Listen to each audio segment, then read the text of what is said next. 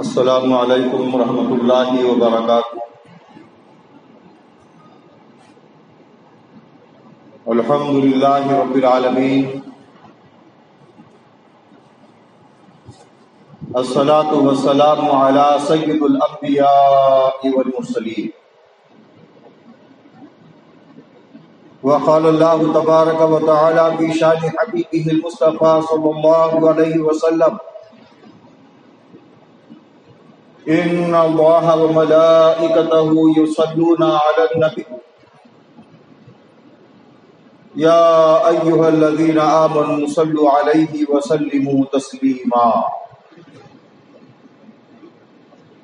اللہم صل علی سیدنا محمد وعلی آل سیدنا محمد وبارک وسلم وصلوا علیہ صلاۃ وسلام علیک یا رسول اللہ وسلم علیک یا حبیب اللہ۔ وقال اللہ تبارک و تعالی فی القرآن المجید والفرقان الحمید: بسم اللہ الرحمن الرحیم۔ محمد رسول اللہ والذین معه اشداء علی الکفار رحماء بینہم تراہم رکعا سجدا یبتغون فضلا من اللہ ورضوانا سیماہم فی وجوہہم من اثر السجود ذلك مثلهم في التوراة ومثلهم في الإنجيل كزرع أخرج شطأه فآزره فاستغلظ فاستوى على سوقه يعجب الزراع ليغيظ بهم الكفار وعد الله الذين آمنوا وعملوا الصالحات منهم مغفرة وأجرا عظيما۔ صدق اللہ العظیم وصدق رسولہ النبی الامین الکریم۔ تمام تعریفیں اللہ تبارک و تعالیٰ ہی کے لیے سزاوار ہیں۔ گواہی دی جاتی ہے اس بات کی کہ نہیں ہے کوئی معبود برحق سوائے اللہ تبارک و تعالیٰ۔ وہ اپنی شان اقدس میں یکتا ہے، تنہا ہے، اس کا کوئی شریک نہیں، اور وہی عبادت کے لائق ہے۔ اور اس بات کی بھی گواہی دی جاتی ہے کہ محمد رسول اللہ صلی اللہ علیہ وسلم اللہ تبارک و تعالیٰ کے برگزیدہ بندے اور رسول ہیں۔ ایسے رسول کہ تمام رسولوں کے سردار، امام الانبیاء و امام الملائکہ، سبحان اللہ و بحمدہ سبحان اللہ العظیم۔ اللہ تبارک و تعالیٰ کا بے انتہا شکر و احسان ہے کہ اللہ پاک نے ہمیں اپنا عظیم دن جمعہ عطا فرمایا۔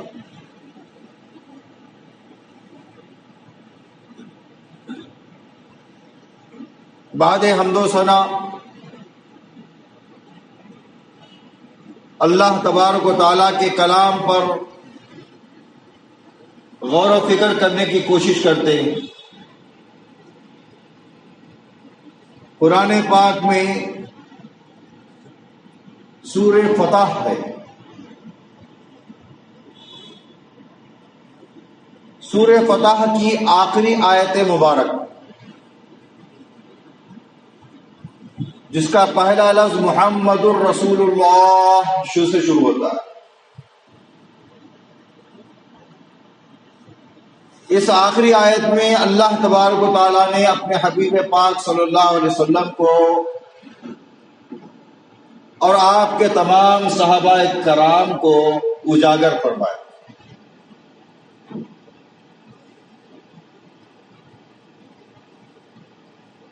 کہ ان کے اوصاف کو بیان کیا۔ اللہ کے حبیب محمد مصطفیٰ صلی اللہ علیہ وسلم ہوں یا رسول پاک صلی اللہ علیہ وسلم کے ساتھیاں جن کو اصحاب کہا جاتا ہے، صحابی رسول، اصحاب رسول، یعنی کہ سرکار پاک صلی اللہ علیہ وسلم کے دستے مبارک پر آپ کی اس دنیاوی ظاہری حیات طیبہ میں جو ایمان لائے اور ایمان کی حالت میں اپنی آنکھوں سے سرکار کو دیکھے، وہ صحابہ رسول کہلاتے۔ صحابی رسول مطلب جو ایمان کی حالت میں سرکار کا دیدار کرے ہوئے ہوتے ہیں، وہ لوگ صحابی رسول کہلاتے ہیں۔ اور سرکار کا دیدار کرنے کے باوجود جو ایمان نہیں لاتے، وہ بدترین کافر کہلاتے ہیں۔ کافروں میں سے بھی بدتر، ایک دم بدتر، ان سے بڑا بدتر کوئی نہیں ہو سکتا، جو سرکار کا دیدار کرنے کے بعد میں بھی ایمان نہ لایا ہو، کہ اس سے بڑا بدبخت کوئی نہیں ہو سکتا۔ جن کے متعلق احادیث کی کتابوں میں آتا ہے، ابو جہل، ابو لہب، ان چنندہ کفاران کے سرداروں میں سے آتے ہیں جن پر اللہ کی اور اس کے حبیب کی لعنت ہوتی ہے۔ اور جب بھی کسی مسلمان کے سامنے، کسی ایمان والے کے سامنے ان کا تذکرہ ہوتا ہے تو ان کے دلوں سے بھی لعنت نکلتی ہے، کیونکہ انہوں نے سرکار پاک صلی اللہ علیہ وسلم کو تکلیفیں پہنچائی تھی۔ باوجود رشتہ بھی تھا سرکار سے اور سرکار کو دیدار بھی کیے تھے، مگر اس کے باوجود انہوں نے ایمان نہیں لایا، بڑے بدبخت تھے، بڑے ہی بد نصیب تھے۔ تو بہرحال اللہ رب العزت اپنے مقدس کتاب قرآن پاک میں محمد الرسول اللہ، محمد صلی اللہ علیہ وسلم اللہ کے رسول، والذین معہ اشداء علی الکفار رحماء بینہم تراہم رکعا سجدا یبتغون فضلا من اللہ ورضوانا۔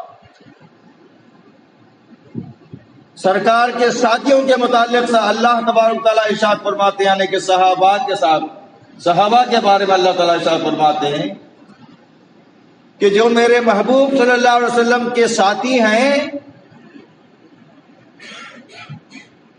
ان کے اندر تو کئی اوصاف حمیدہ ہیں، کئی ہیں، مگر ان کے اندر کا ایک خاص بات یہ ہے کہ یہ آپس میں بڑے رحم دل ہیں، اور جو دشمن اسلام ہوتے ہیں ان کے اوپر سخت ہیں۔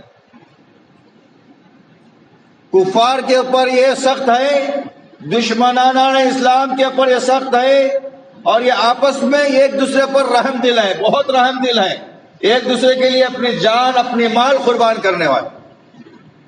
مگر اسلام کے دشمنوں کے لیے ان کے پاس کوئی نرمی نہیں بلکہ سختی، کیونکہ وہ اسلام کا دشمن، اللہ کا دشمن، اللہ کے رسول کا دشمن۔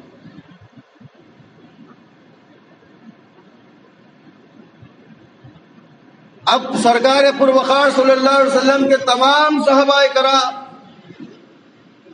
کا بہت بڑا اعلیٰ مقام ہے صحابہ کرام۔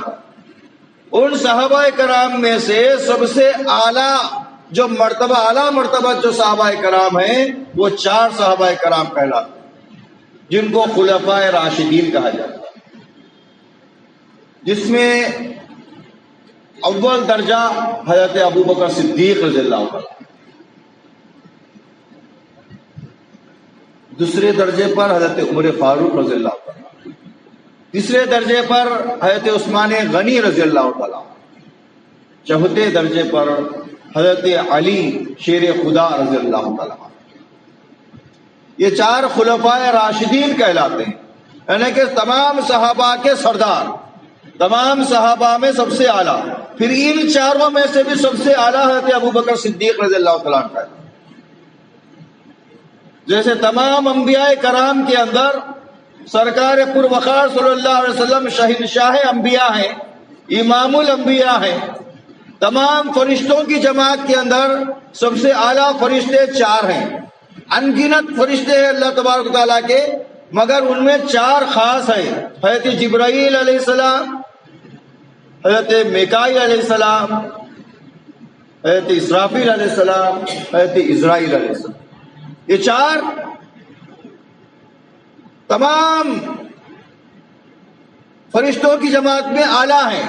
ان چاروں میں سے سب سے افضل ترین مقام حضرت جبرائیل امین علیہ السلام۔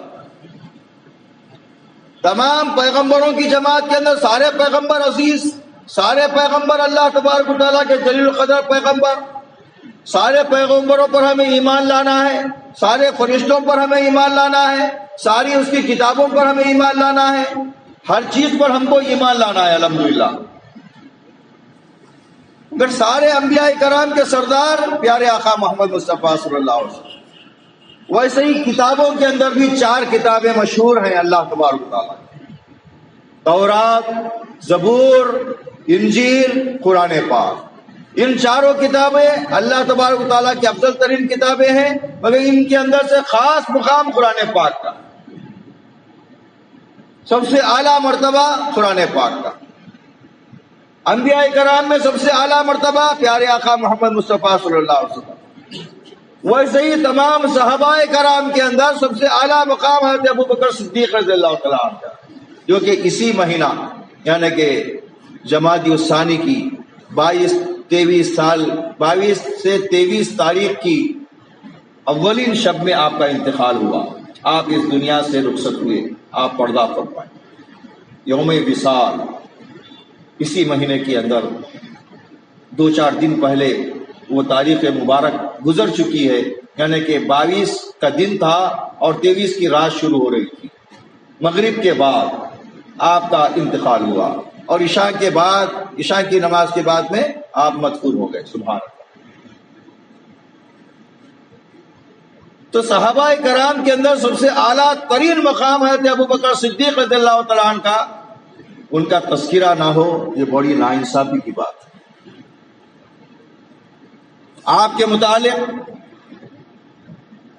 ہمیں غور کرنا ہے، آپ کا ایمان کیسا تھا، آپ پیارے آقا محمد مصطفیٰ صلی اللہ علیہ وسلم کے کیسے سچے اور پکے عاشق، آپ کا ایمان کتنا پختہ تھا، آپ اللہ کے لیے اور اللہ کے رسول پاک صلی اللہ علیہ وسلم کے لیے، اسلام کے لیے اپنے جان کو اپنے مال کو قربان کرنے کے لیے ہمیشہ تیار رہا کرتے تھے، ہمیشہ ہر پل سرکار کے طرف دیکھا کرتے تھے، بس سرکار کو دیکھا کرتے تھے کہ سرکار کیا حکم دیں اور حکم کی اندر جو ہے سب سے پہلے مقام پر آپ پہنچ جائیں۔ لہذا صحابہ کرام کی جماعت، احادیث کے اندر کئی واقعات ہیں، حضرت ابوبکر صدیق رضی اللہ عنہ جہاں پر بھی ہوتے ہر مجلس میں سرکار کی آپ موجود ہوتے، اور آپ کا کام صرف ایک ہی ہوتا کہ سرکار کے رخ مبارک یعنی کہ آپ کے چہرے اقدس سے اپنے نظر کو ہٹاتے ہی نہیں، خالی دیکھتے ہی رہتے، کچھ بھی نہیں، ادھر نہیں، خالی دیکھتے رہنا، ٹک ٹکی باندھ کر دیکھتے رہنا۔ پوچھنے والوں نے پوچھا، اے ابوبکر ذرا دیر کے لیے بھی تم جب بھی موقع ملتا ہے سرکار کو صرف دیکھتے رہتے ہو، وہاں سے نظر نہیں ہٹاتی؟ تو حضرت ابوبکر صدیق رضی اللہ عنہ فرماتے ہیں کہ اس سے بڑی عبادت میرے لیے کوئی نہیں، میرے لیے سب سے بڑی عبادت سرکار کا چہرے کو تکنا ہے۔ سبحان اللہ، جو سرکار کو تکنے والے صحابی رسول، آپ کا مقام بہت اعلیٰ مقام۔ وہ حضرت ابوبکر صدیق رضی اللہ تعالیٰ عنہ جن کے متعلق پیارے آقا محمد مصطفیٰ صلی اللہ علیہ وسلم ارشاد فرماتے ہیں، دو جہاں کے آقا ارشاد فرماتے ہیں کہ دنیا کے اندر جن نے یعنی کہ جس کسی نے مجھ پر کوئی احسان کیا میں نے ان تمام کا احسان کا بدلہ دے دیا، مگر یہ ابوبکر صدیق ایک واحد ہے جن کے احسانات کا بدلہ میں نہیں چکایا۔ قیامت کے دن ہوگا اور اللہ تبارک و تعالیٰ میرے طرف سے ان کے احسانات کا بدلہ دے گا۔ سبحان اللہ۔ حضرت ابوبکر صدیق رضی اللہ تعالیٰ سرکار پاک صلی اللہ علیہ وسلم کے اعلان نبوت سے پہلے سے ہی آپ کے ساتھ رہا کرتے تھے۔ اب یہاں تھوڑا سا سمجھنے میں اکثر لوگوں کے اندر گڑبڑ ہو جاتی ہے، پیغمبری ملنے سے پہلے بولتے لوگ سرکار کو، ارے پیغمبر تو آپ پیدائشی ہیں، سرکار پاک صلی اللہ علیہ وسلم پیغمبر پیدائشی ہیں، سب سے اعلیٰ مرتبہ آپ کا ہے. سب سے پہلے عرش معلیٰ پہ جو کلمہ لکھا گیا لا الہ الا اللہ محمد رسول اللہ، سرکار کے نام کا کلمہ ہے. آپ اول سے نبی ہیں اور آخر تک نبی ہیں، یہ بہت بڑا معاملہ ہے. تو یہاں اکثر حضرات کی جو ہے زبان تھوڑی سی پھسل جاتی ہے کہ سرکار پاک صلی اللہ علیہ وسلم کو نبوت ملنے سے پہلے سے بھی حضرت ابوبکر صدیق رضی اللہ عنہ آپ کے دوست تھے، آپ کے ساتھی تھے. نہیں، ایسا نہیں سمجھنا ہے. اعلان نبوت سے پہلے اللہ کا حکم نہیں ہوا تھا سرکار کو. جب اللہ کا حکم ہوا تب آپ نے اعلان نبوت فرمایا کہ میں اللہ کا پیغمبر ہوں، میں اللہ کا رسول ہوں. جب اللہ کا حکم ہوا تب آپ نے یہ اعلان فرمایا. تو اعلان نبوت الگ ہے، پیغمبری کا ملنا الگ چیز ہے. تمام انبیاء کے سردار، تمام انبیاء کے امام چپ ہی نہیں ہو جاتے سرکار پاک صلی اللہ علیہ وسلم. آپ کے متعلق بھی ہمارے ایمان کے اندر یہ چیز لانا بہت زیادہ ضروری ہے کہ اللہ تبارک و تعالیٰ نے جب دنیا بنانی چاہی، کائناتوں کو بنانا چاہا، تو اللہ تبارک و تعالیٰ نے جو سب سے پہلا کام جو کیا، جو پہلا فعل، جو پہلا عمل اللہ تبارک و تعالیٰ کا ہوا، اس کے متعلق احادیث کی مستند کتابوں میں آتا ہے کہ اللہ تبارک و تعالیٰ نے اپنے نور کے اندر سے مشت بھر نور نکالا، کہا کہ محمد ہو جا.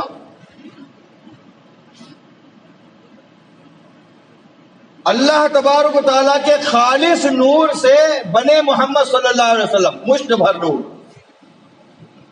اب اس نور کو اللہ پاک نے ارشاد فرمایا کہ اب تو محمد بن جا. وہ محمد بن گئے. سرکار پاک صلی اللہ علیہ وسلم کا نور مجسم کو اللہ تبارک و تعالیٰ نے اپنے عرش عظیم کے سیدھی جانب ایک مقام عطا کیا. اس مقام پر آپ کو رکھ دیا گیا.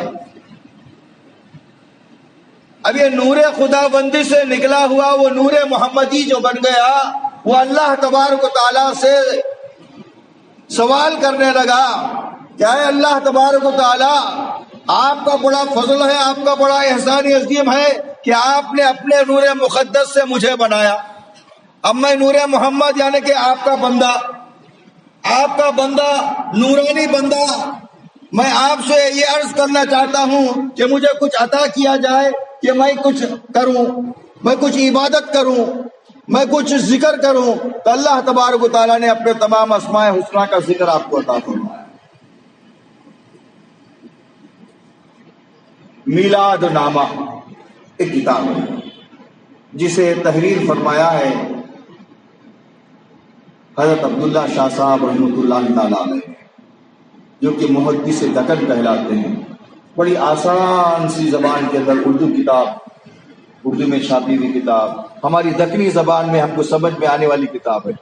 میلاد نامہ، اس کتاب کو خریدیے. اس کے اندر آپ کو تفصیل سے یہ تمام جو میں آپ کے سامنے اپنے ٹوٹے پھوٹے انداز سے رکھ رہا ہوں، آپ خود اپنی آنکھوں سے دیکھ کر کے اس میں پڑھ سکیں گے انشاءاللہ. اب اللہ تبارک و تعالیٰ سے نور محمدی یہ سوال کیا کہ مجھے ذکر دو. اللہ پاک نے آپ کو اسماء حسنہ عطا کیے. آپ اسماء حسنہ کی یعنی کہ اللہ کے انگنت نام ہیں. ہم سمجھتے ہیں کہ 99 نام ہے. 99 نام نہیں ہے اللہ تبارک و تعالیٰ کے انگنت نام ہے. ان کا صحیح تعداد سوائے اللہ اس کے رسول کے کسی کو بھی نہیں معلوم. احادیث کی کتابوں میں آتا ہے کہ ایک نام مبارک کا اللہ تبارک و تعالیٰ کے سرکار پروقار صلی اللہ علیہ وسلم نے 2000 تک ورد کیا. 2000 سال تک ایک نام کا ورد کیا. 2000 سال تک. سبحان. جب آپ سرکار پاک صلی اللہ علیہ وسلم اللہ کے تمام ناموں کا ذکر فرما رہے تھے جب لفظ قہار پر آپ آئے تو آپ کے اندر کپکپی پیدا ہوئی، تھرتھراہٹ ہوئی. مارے خوف خدا قہار اللہ تبارک و تعالیٰ کا جلالی نام ہے. اللہ تعالیٰ کا جلالی اس میں مبارک ہے قہار. اس کے ورد پر جب آپ آئے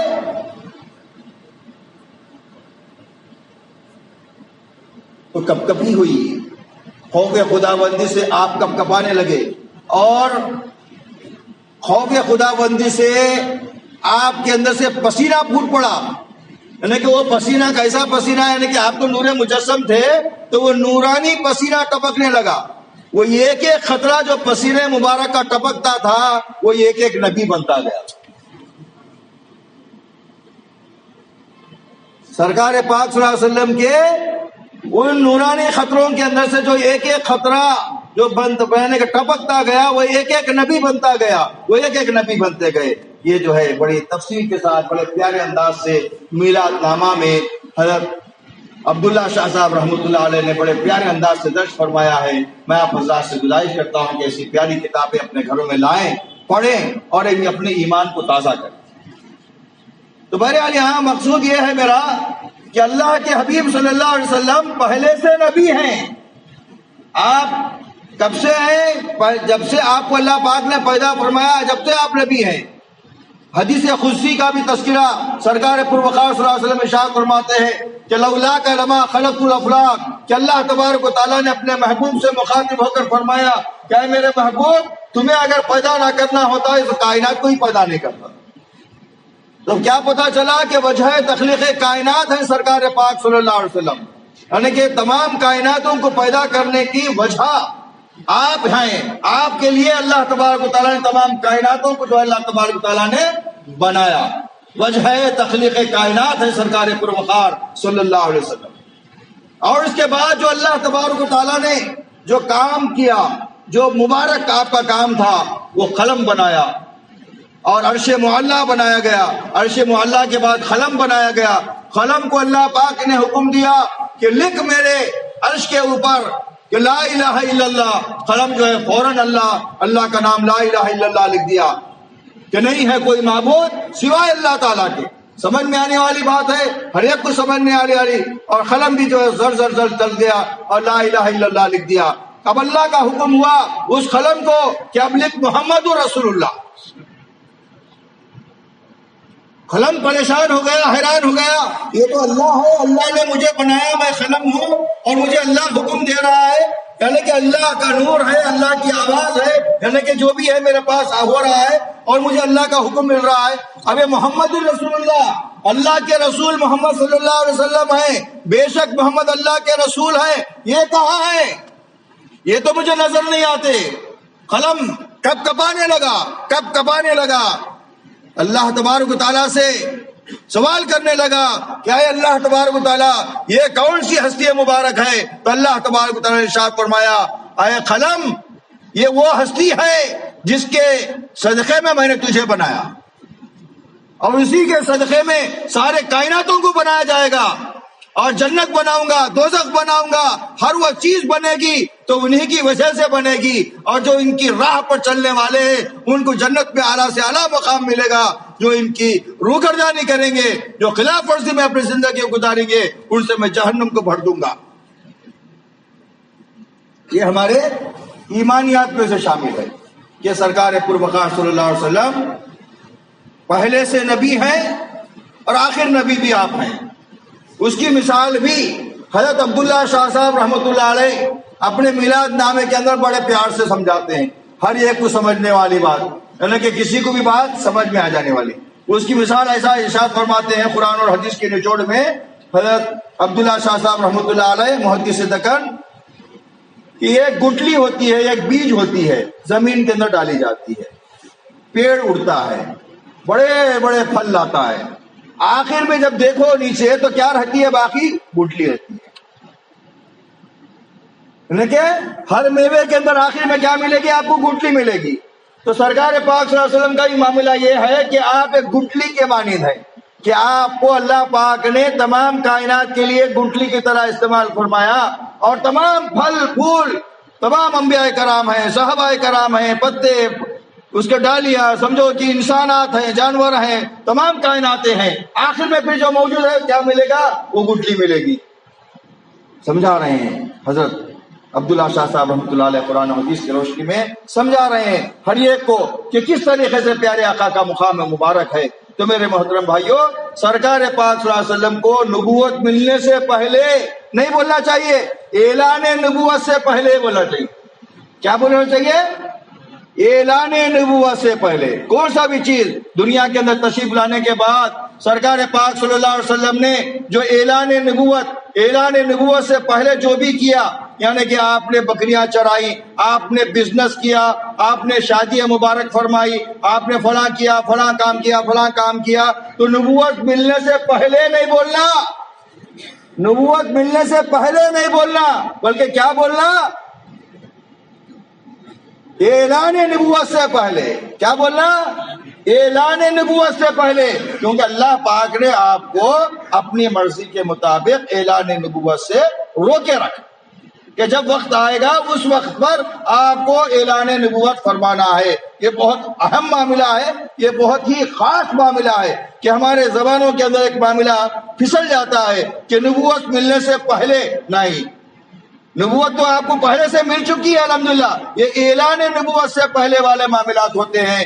تو اعلان نبوت سے پہلے بھی حضرت ابوبکر صدیق رضی اللہ تعالیٰ عنہ کے آپ کے قریب تھے، آپ کے ساتھی تھے، آپ کے ہمدرد تھے، آپ کے پیارے پیارے دوست تھے۔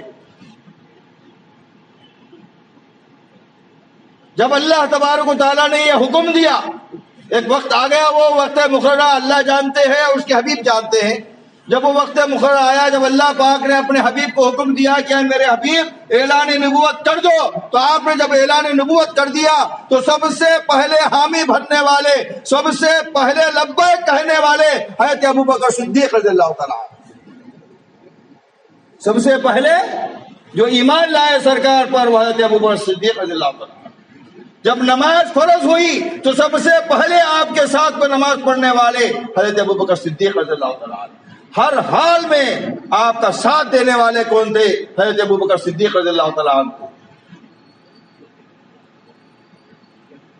مشہور واقعہ اس سے پہلے بھی میں نے آپ کے سامنے رکھا ہے کہ جب مکے سے مدینہ کی طرف ہجرت کر کے جانے کا سفر ہوا تھا تو اس وقت پر آپ جو ہے غار ثور کے اندر پیارے آقا محمد مصطفیٰ صلی اللہ علیہ وسلم کو لے کر کے، یعنی کہ امن کی جگہ تلاش کرتے ہوئے غار کے اندر چھپ گئے تھے، کفار کے شر سے بچنے کے لیے غار ثور میں آپ جو ہے چھپ گئے تھے سرکار کو لے کر کے۔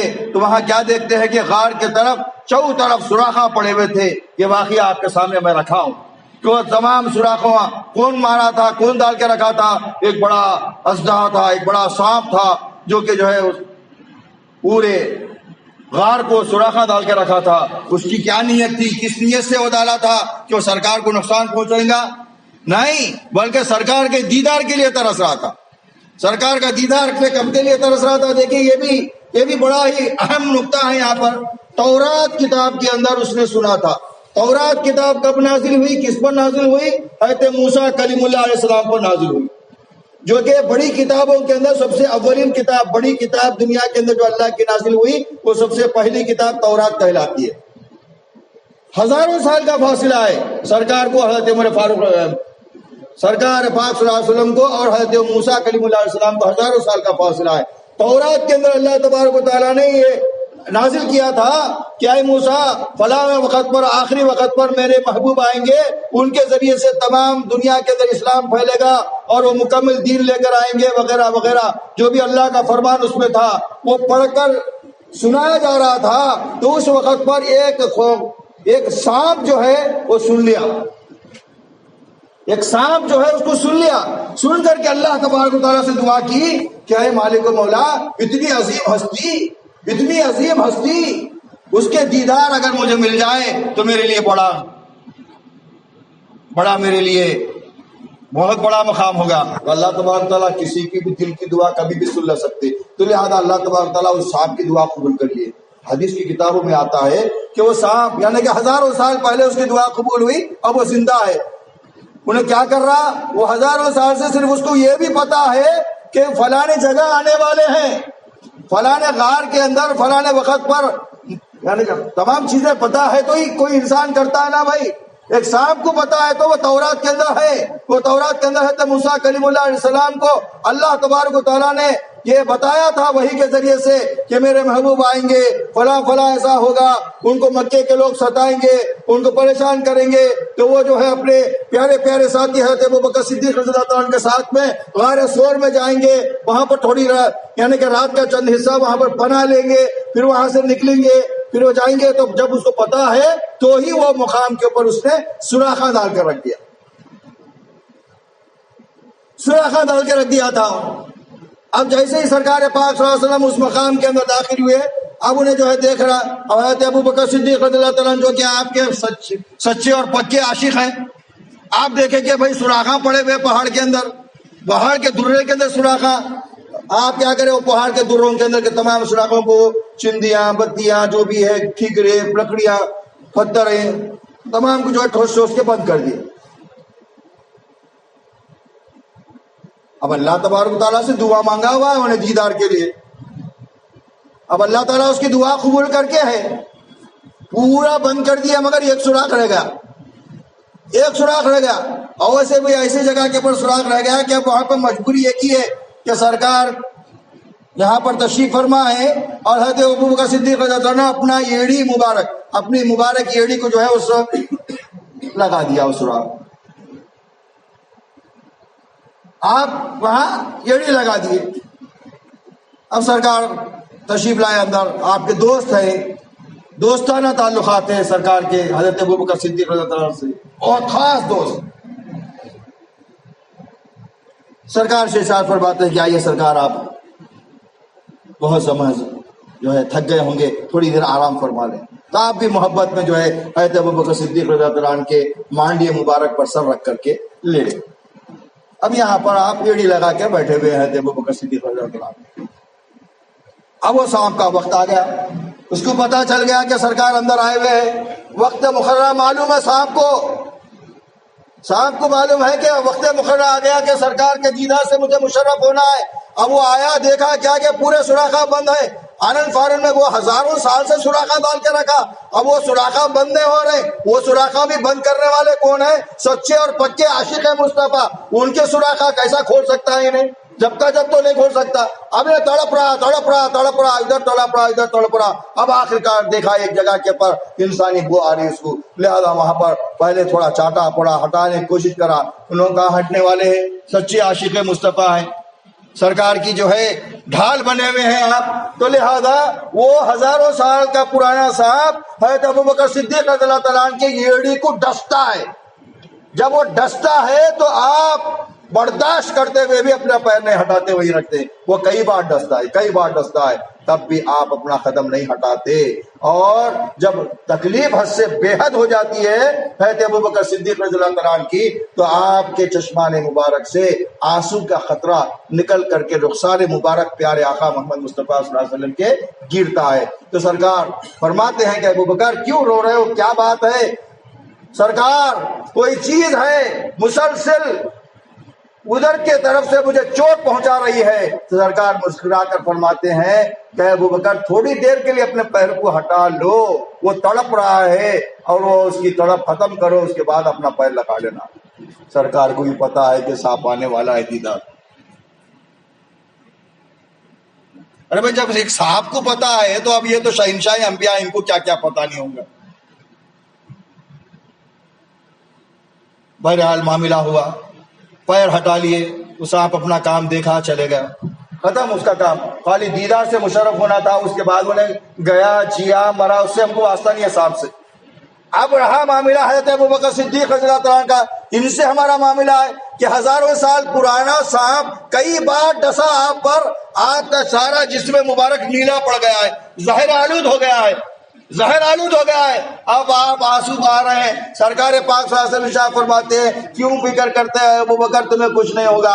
حضرت ابوبکر کہتے ہیں کہ سرکار میں نے آپ کی جتنی خدمت کرنا ہے کی ہے، اگر مجھ سے کوئی غلطی ہوئی تو مجھے معاف کرنا۔ سرکار ارشاد فرماتے ہیں کہ ابوبکر تم میرے بڑے عزیز ترین دوست ہو اور ہمیشہ دوست رہو گے، تم اولین دوست ہو، آخری دوست ہو، اور میری دوستی ایسی ہے تمہارے سے کہ تمہارے دوستی کا چرچا ہمیشہ کے لیے قائم رہے گا۔ اب رہا معاملہ سرکار کے سامنے حضرت ابوبکر صدیق رضی اللہ تعالیٰ عنہ کا، زہر آلود جسم پڑا ہوا ہے، نیلا ہو گیا ہے، بے ہوش ہو گئے ہیں آپ، تکلیف کی برداشت ختم ہو گئی ہے اور آپ جو ہے بے ہوش ہیں، تو ایسے وقت پر سرکار پروقار صلی اللہ علیہ وسلم کیا کرتے ہیں؟ دیکھیے، آپ کے ادنا سے کرامت والا معجزے والا معاملہ ہوتا ہے کہ آپ نے اپنا لعاب دہن، اپنا مبارک تھوک نکالتے ہیں، اس ایڑی کے اس مقام پر لگا دیتے ہیں اور وہ تمام کا تمام زہر زائل ہو جاتا ہے، آپ شفایاب ہو جاتے ہیں، آنکھ کھول کر دیکھتے ہیں سرکار کو، اللہ کا شکر ادا کرتے ہیں، پیارے آقا محمد مصطفیٰ صلی اللہ علیہ وسلم کا بھی شکریہ ادا فرماتے ہیں اور دیکھتے ہیں کہ کیسا پیارا معجزہ ہے کہ لعاب دہن تھوک مبارک کا کمال دیکھتے ہیں کہ ہزاروں سال کا جو ہے پرانا سانپ کا ڈسا ہوا زہر ایک دم سے زائل ہو گیا، آنن فانن سیکنڈوں کے اندر ضائع ہو گیا اور آپ کا جسم مبارک پورے کا پورا تر و تازہ ہو گیا۔ سبحان اللہ۔ وہ ہستی حضرت ابوبکر صدیق رضی اللہ تعالیٰ عنہ سرکار پاک صلی اللہ علیہ وسلم کے متعلق ہمیشہ انتظار میں رہتی تھی کہ سرکار کیا حکم دے اور حکم کی جو ہے پیروی ہو جائے۔ کون سا حکم سرکار فرماتے ہیں؟ اٹھنے کے لیے کہتے ہیں، بیٹھنے کے لیے کہتے ہیں، سونے کے لیے کہتے ہیں، جاگنے کے لیے کہتے ہیں، کھانے کے لیے کہتے ہیں، پینے کے لیے کہتے ہیں، کچھ بھی حکم یعنی کہ ہمیشہ متمنی، ہمیشہ منتظر پیارے آقا محمد مصطفیٰ صلی اللہ علیہ وسلم کے کہ کون سا حکم کب ہو جائے اور میں جو ہے حکم کی پیروی میں اپنے آپ کو پہل کروں۔ آپ کے ساتھی صحابہ کرام ارشاد فرماتے ہیں، حالانکہ مالدار صحابہ بھی تھے، بڑے بڑے صحابہ کرام تھے، ان تمام کا بھی محبت والا معاملہ ہے، آپ تمام بھی سب سے زیادہ محبت کرنے والے تھے سرکار سے، مگر سرکار سے جو سب سے زیادہ محبت کرنے والے تھے وہ ہے ابوبکر صدیق رضی اللہ تعالیٰ عنہ۔ یہ خود سرکار نے ارشاد فرمایا اور آپ کے ہم اثر صحابہ کرام نے ارشاد فرمایا۔ حضرت عمر فاروق رضی اللہ تعالیٰ عنہ، حضرت علی شیر خدا رضی اللہ تعالیٰ عنہ، حضرت عثمان غنی رضی اللہ تعالیٰ عنہ، ان تمام کا بھی فرمان یہی ہے کہ ہم میں سب سے اعلیٰ مقام حضرت ابوبکر صدیق رضی اللہ تعالیٰ عنہ کا۔ حضرت عمر فاروق رضی اللہ تعالیٰ عنہ جب آپ کا وصال مبارک ہوا تو آپ نے ارشاد فرمایا کہ اے ابوبکر، تمہارا جانشین میں تو بن گیا مگر میں تمہارے پیروں کی خاک کے برابر نہیں ہوں۔ اللہ اکبر۔ آپ نے ارشاد فرمایا، آپ بڑے متبرک شخصیت کے مالک تھے حضرت ابوبکر صدیق رضی اللہ عنہ۔ آپ کے متعلق احادیث کے اندر بڑے جو ہے واقعات آتے ہیں، یہاں پر وقت نہیں ہوتا ہے، انشاءاللہ تعالی اللہ نے اگر چاہا تو انشاءاللہ آئندہ جمعہ بھی یعنی کہ انہی اوصاف حمیدہ کے اوپر بیان کرنے کی کوشش کی جائے گی، کیونکہ آئندہ مہینہ بڑا پیارا مہینہ آنے والا ہے، رجب کا مہینہ آنے والا ہے، جو کہ سرکار پاک صلی اللہ علیہ وسلم کی معراج سے متعلق اس کے اندر جو ہے بیانات ہوں گے انشاءاللہ تعالی۔ تو آپ تمام حضرات سے میری گزارش ہے کہ وقت سے پہلے مسجد کے اندر تشریف لائیں اور حضرت ابوبکر صدیق رضی اللہ تعالیٰ عنہ کے والہانہ ایمان افروز واقعات کو جو ہے سننے اور اپنے دل و دماغ کے اندر بٹھا کر اپنے ایمان کو تازہ کرنے کی ہم جو ہے تمام جو ہے کوشش کرتے ہیں۔ اس کوشش کو جو ہے کامیاب کرنے کے لیے آپ تمام حضرات سے میری ادبن گزارش ہے کہ وقت سے پہلے تشریف لائیں۔ وہ حضرت ابوبکر صدیق رضی اللہ تعالیٰ عنہ جن کے متعلق سرکار پروقار صلی اللہ علیہ وسلم نے ارشاد فرمایا کہ دنیا کے اندر جس کسی نے مجھ پر احسان کیا اس کا بہتر سے بہتر بدلہ میں نے دے دیا، مگر ابوبکر واحد وہ شخص ہے جن کا احسان کا بدلہ میں نہیں چکا پایا، ان کا احسان کا بدلہ اللہ قیامت کے دن چکائے گا۔ میں نہیں چکا پایا، ان کا احسان کا بدلہ اللہ چکائے گا قیامت کے میدان میں۔ اللہ اکبر۔ اس سے بڑا مقام کیا اجاگر کر سکتے ہیں سرکار پروقار صلی اللہ علیہ وسلم حضرت ابوبکر صدیق رضی اللہ تعالیٰ عنہ کے متعلق۔ میرے محترم بھائیوں، وہ حضرت ابوبکر صدیق رضی اللہ تعالیٰ عنہ کا ایک خاص عمل مبارک، اس کے متعلق آپ کے سامنے بات کو رکھ کر میں بات کو ختم کرتا ہوں۔ سرکار پاک صلی اللہ علیہ وسلم نے ارشاد فرمایا تھا کہ دیکھو، فضول باتوں سے پرہیز کرو۔ فضول بات یعنی کہ ٹائم پاس کے لیے بات کرنا، چغلی کرنا، غیبت کرنا، جھوٹ بولنا، یہ تو بہت بڑے بات ہے، یہ تو غلط بات ہے، ہر کوئی جانتا ہے، مگر فضول بات بھی ہوتی ہے۔ خالی چپکے لے کے بیٹھ گئے، وہ لوگ ایسا ہے بھائی، انہیں ایسے، ہم وہاں جا رہے تھے، ہمارا ایسا ہو گیا، یعنی کہ کسی غیبت نہیں کر رہے، چغلی نہیں کر رہے، ہم اپنا ہی بول رہے ہیں، ہم بول رہے ارے میں ایسا گاڑی پہ جا رہا تھا، وہاں تک گیا، 40 کی اسپیڈ پہ گیا، 60 کی اسپیڈ پہ گیا، 70 کی اسپیڈ پہ گیا، 100 کی اسپیڈ پہ میں آیا، مطلب فضول بات ہے۔ تو ایسا فضول باتیں کرنے کے متعلق بھی اللہ کے رسول پاک صلی اللہ علیہ وسلم نے منع فرمایا۔ وہ یہ اس طریقے سے ارشاد فرمایا کہ اے لوگوں، فضول گوئی سے پرہیز کرو، کیونکہ تمہارا ہر وہ عمل فرشتے لکھتے رہتے ہیں. اب یہ فضول باتیں بول کے تمہارے نام اعمال میں لکھ دیے تو کیسا ہوگا؟ تو لہذا اپنے آپ کو فضول گوئی سے بھی بچاؤ. تو حضرت ابوبکر صدیق رضی اللہ عنہ کا معاملہ یہ ہوا تھا. یہ سننے کے بعد آپ ہمیشہ اپنے منہ کے اندر ٹھیکری رکھ لیتے تھے. منہ کے اندر ایک ٹھیکری رکھ لیتے تھے. کسی سے بات چیت نہیں کرنا. حکم یعنی کہ بھائی کبھی بھی کچھ بھی بات نکل جا سکتی، لہذا منہ میں ٹھیکری رہے تو بات چیت نہیں نکلتی. یاد آتا میرے کو سرکار کا فرمان یاد آ جاتا. چغلی، غیبت، جھوٹ، فریب، یہ اس کے نزدیک کیا ان کے جو ہے سایہ تک بھی صحابہ کرام کی تمام جماعت محفوظ ہے، مگر حضرت ابوبکر صدیق رضی اللہ عنہ اور بھی زیادہ محفوظ کہ آپ اپنے زبان کے اوپر ٹھیکری رکھ کر چلا کرتے تھے کہ کوئی بات ہی نہ ہو، صرف عبادت ہو، کھانے کے وقت پر تھوڑا سا کھا لیا جائے، پھر ذکر ہو. اگر باہر جانے کا راستہ اختیار کرنا ہوتا تو آپ اپنے منہ کے اندر ٹھیکری رکھ کر نکلا کر. تو لہذا ہمیں چغلی، غیبت، جھوٹ یہ تو بڑے گناہ ہیں، گناہ کبیرہ ہیں، ان سے تو پرہیز کرنا ہی کرنا ہے. ساتھ ساتھ اس کے فضول باتوں سے بھی ہم کو پرہیز کرنا ہے انشاءاللہ تعالی. آئیے ہم تمام مل کر کے اللہ تبارک تعالیٰ سے دعا کرتے ہیں کہ پاک پروردگار عالم ہمیں بھی سچا اور پکا عاشق مصطفیٰ صلی اللہ علیہ وسلم بنا دے. کچھ کہنے و سننے سے زیادہ عمل کی توفیق ہمیں عطا فرما. اے مالک مولا، ہمارے دلوں میں تیرے حبیب پاک صلی اللہ علیہ وسلم کی، تمام صحابہ کرام کی، تمام اہل بیت اطہار کی، تمام اولیاء کرام کی سچی اور پکی محبت عطا فرما.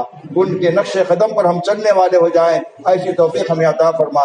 اے پاک پروردگار عالم، ساری دنیا میں بسنے والے ہم تمام مسلمانوں کی جان و مال کی، عزت آبرو کی، ایمان کی حفاظت فرما. یا اللہ ہم تمام مسلمانوں کی، ہم تمام کے افراد خاندان میں یا اللہ جو پریشان حال ہیں، بیمار ہیں، ان تمام کو شفاء کاملہ عطا فرما. ہمارے عمروں میں درازی عطا فرما. یا اللہ ہمارے ملک میں امن و امان قائم فرما. دشمنان اسلام کے تمام سازشوں کو ناکام فرما. یا اللہ ہماری دعا کو مقبول فرما. وآخر دعوانا الحمدللہ رب العالمین. سنتوں کے لیے وقت دیجیے.